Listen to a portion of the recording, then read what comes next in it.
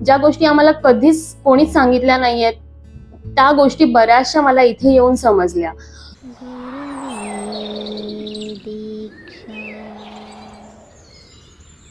Me Rupali Kunkavalekar, by profession मी company secretary आहे. माझं LLB झालेलं आहे. सो मी सरांकडे रेकीचे तर आज 3री दीक्षा घेतली आहे.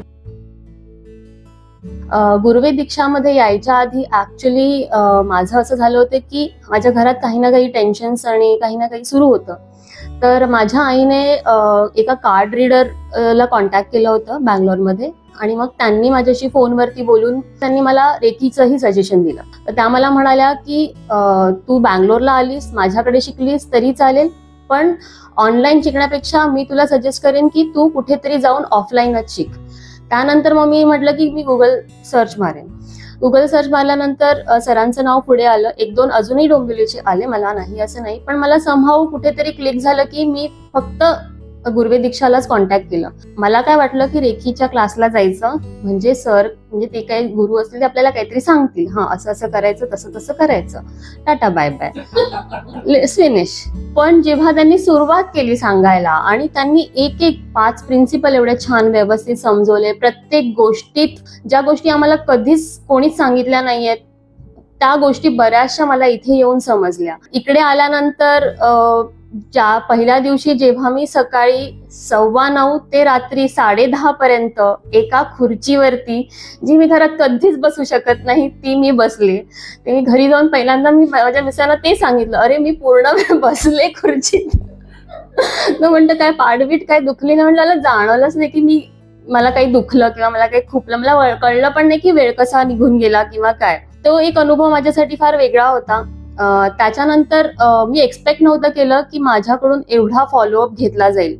ज्या प्रकारे सर फॉलोअप करून घेतात आपल्याकडून की प्रत्येक दिवशी तुम्ही मेसेज करा किंवा जे काही तुम्ही साधना करता त्याचे तुम्ही अनुभव सांगा, ते माझ्यासाठी फार वेगळं होतं की आज साधं मी शाळा कॉलेजला जरी गेले तरी माझ्याकडून एवढा फॉलोअप कोणीच घेतला नाहीये.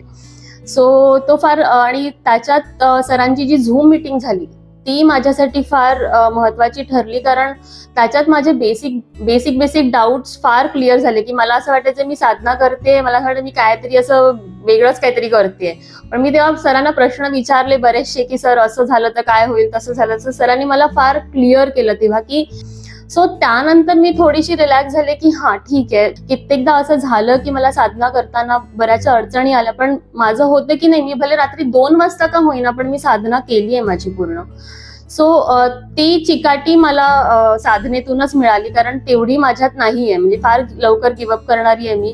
ते एक वेगळा अनुभव मला नेहमी प्रत्येक वेळी मला मिळत गेला. आणि घरातल्या स्ट्रेसबद्दल म्हणाल तर फार चांगल्यापैकी मी हँडल करायला शिकली, आणि हे फार नकळत झालं. म्हणजे मला साधना करतानाही जाणवलं नाही की मी फार सहजगत्या माझ्या घरातले स्ट्रेस मी मॅनेज करते. इनफॅक्ट मला आज ते समजलं की अरे यार मी तर अजिबात 21 तर रडलेच नाहीये घरात. सो माझ्या मनामध्ये जसं वास्तूचं सरांनी सांगितलं की वास्तू तथास्तू बोलून जाते, तर ते मग माझ्या नेहमी की नाही मी नाही ओरडणार आहे, मी नाही निगेटिव्ह बोलणार आहे, नाही मी कधी पण वास्तू तथास्तू बोलेल मला. सो हे माझ्या डोक्यात नेहमी 24/7 फिरत राहिलं, आणि त्याच्यामुळे मी फार चांगल्या गोष्टी म्हणजे चांगल्या प्रमाणे घरातल्यांना हँडल करू शकले. सो त्यासाठी सुद्धा थँक्यू सो मच सर. आता मी जे सारखं काही ना काही झालं की रडायचं, काही झालं की रडायचं, पण या 21 दिवसात नाही रडले, म्हणजे तेवढी स्ट्रेंथ मला त्या साधनेने दिली, म्हणून जी माझ्या नकळतच झाली, मला कळलंही नाही की ती स्ट्रेंथ माझ्याकडे आली. आणि तो एक ऑरा चेंज झालाय घरातला, माझ्या स्वतःमधला एक कॉन्फिडन्स वाढलाय माझ्यात की मी हे सगळं मॅनेज करू शकते आणि मी हँडल करू शकते. अनुभव सांगायचा तर जसं माझी जेव्हा लेवल 2 ची रेकी झाली तेव्हा मला प्रत्येक वेळी माझ्या घरी जे मेडिकल प्रॉब्लेम चालू आहेत, तर म्हणजे मला नंतर नेक्स्ट डे डॉक्टरकडे अपॉइंटमेंट होती. डॉक्टरांनी जो आजार सांगितला तो मला आधीच 2 दिवस आधी कळला होता.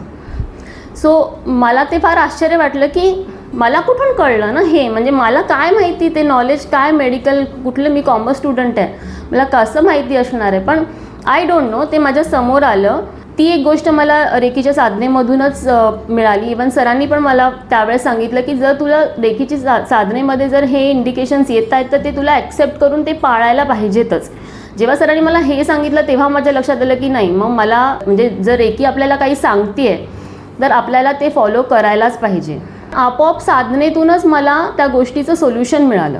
इवन साधना करताना बऱ्याच वेळा मला माझ्या प्रश्नांची उत्तरंही बऱ्याच वेळा मिळाली आहेत.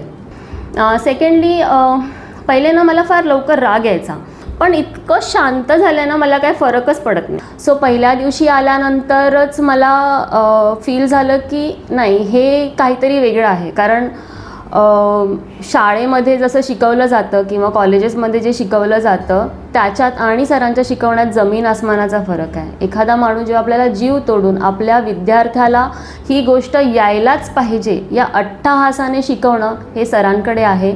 आणि त्याच गोष्टीला म्हणजे मला फार वेगळं वाटलं ते की आजकाल या जमान्यात कोणी नाही देत, 100% आपलं कोणीच देत नाही.